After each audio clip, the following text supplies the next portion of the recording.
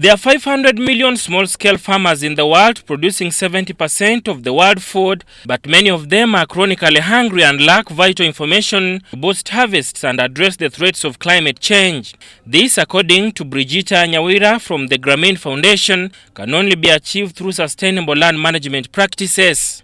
But on the sustainable land management practices as well, I think we are all cognizant of the challenges of climate, challenges around climate, and we within the AgriPath project are promoting adoption of sustainable land management practices.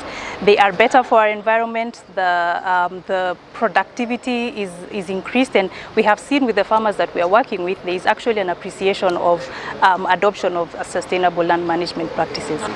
The AgriPath project, being implemented by Grameen Foundation in partnership with Kilimo Trust and other organizations, seeks to deliver digital advisory services to help smallholder farmers, especially women and the youth, to adopt effective and sustainable agricultural practices. Within the AgriPath project, the focus of the advisory information that we are providing through the different extension models that I have talked about are purely on sustainable land management practices.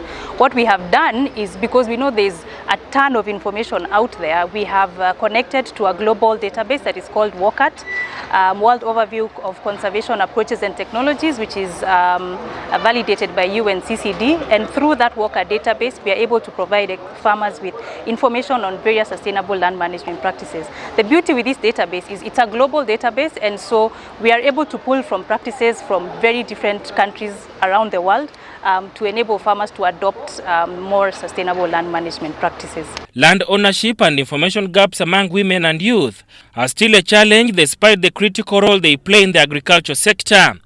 Rachel Ajambo, the country team leader from Kilimo Trust, says these barriers must be addressed if Uganda is to reach its full potential in the agriculture sector. One of the ways we can address the gender gap or the barriers is to be intentional, really, and put a lot of emphasis on those sectors that are actually increasing women participation. Things like the community pass card that enables women to be able to access financial services and information via their mobile phone, because we have noticed that they like to use their mobile phone and they can actually access information via their mobile phone. So technologies and sectors that actually employ a lot of women and also are women friendly need to be more supported than they are. With limited extension services, farmers still struggle to access the information and support they need to improve their practices. This has a direct impact on their productivity and overall livelihood. The number of farmers increases, while the number of extension workers, especially those supported by government, are limited.